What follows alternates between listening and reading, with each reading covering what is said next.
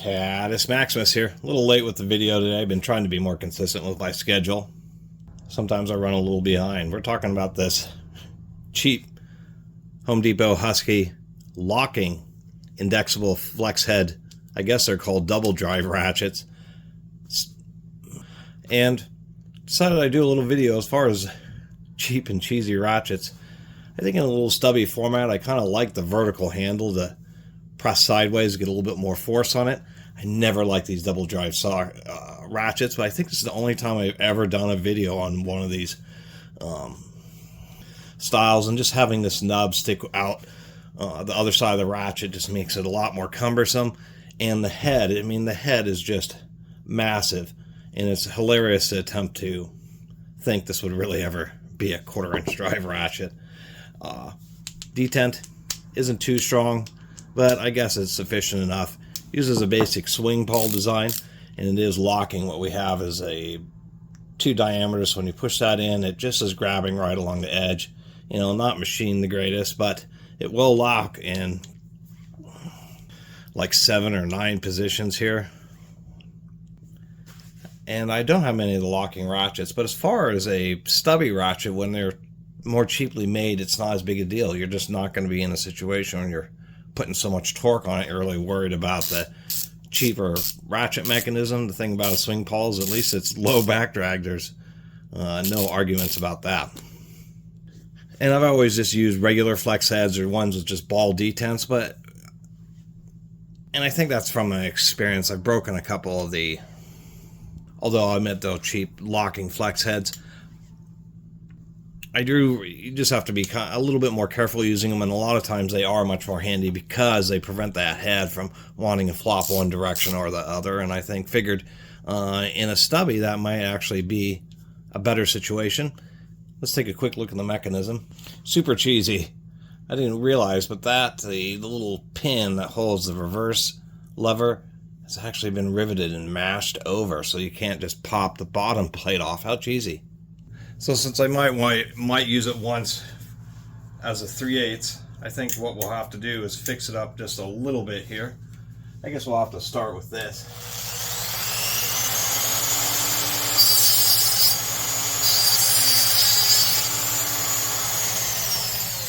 Need a little more. There we go. A little more stability here.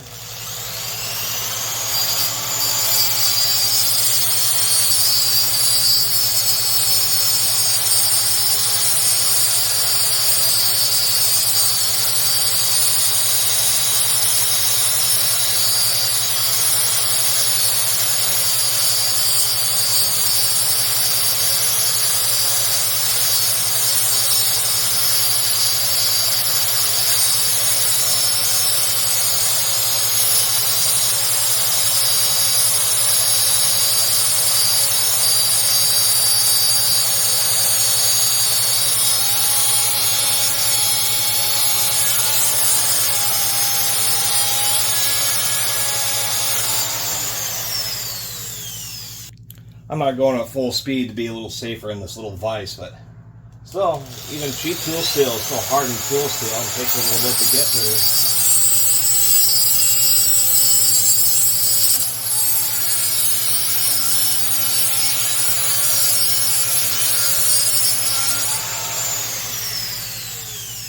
Just have a little nub to work on.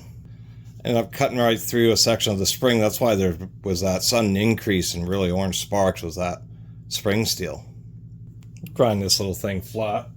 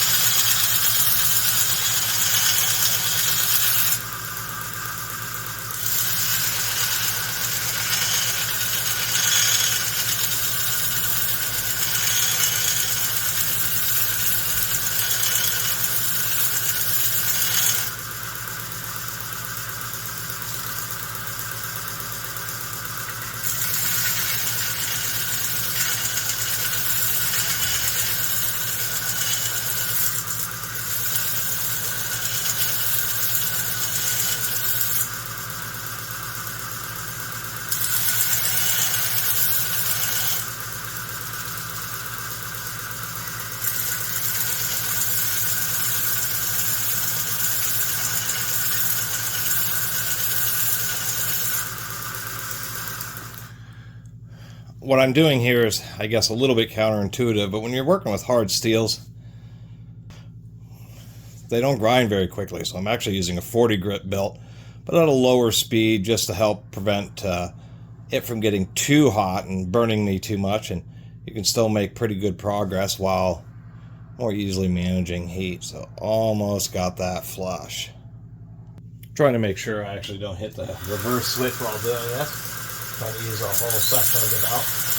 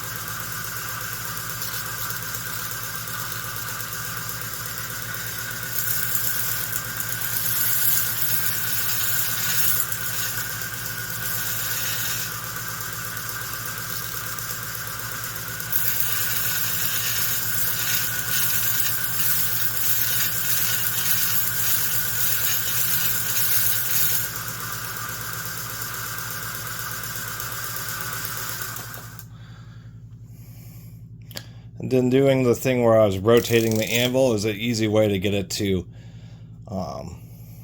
kind of grind it evenly. Actually, I did a pretty good job. No sharp edges there. And even have a nice little kind of swirl pattern. So there's my little video on the locking indexable flex head stubby, now 3/8 ratchet. I did toss some a little bit of lube in there, that helped it out. And they surely had a two-piece set, 1/4 inch and 3/8. Those double drive ratchets, just once again, having that head stick out just absolutely as a bear, just blocks so much access because it makes the darn ratchet so tall. And once again, any place that you really need to use a 1/4 inch socket, this head is going to be too big. Not literally, but many occasions, yes. But for, once again, a stubby, like the idea of having the locking flex head in something short like this, to tell you the truth.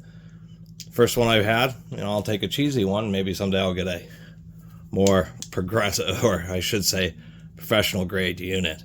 The little lock barely engages, maybe a few millimeters there, 1/8 of an inch, but not putting a ton of force on it. So in this case, the low build quality kind of fits the tool. Thanks for watching.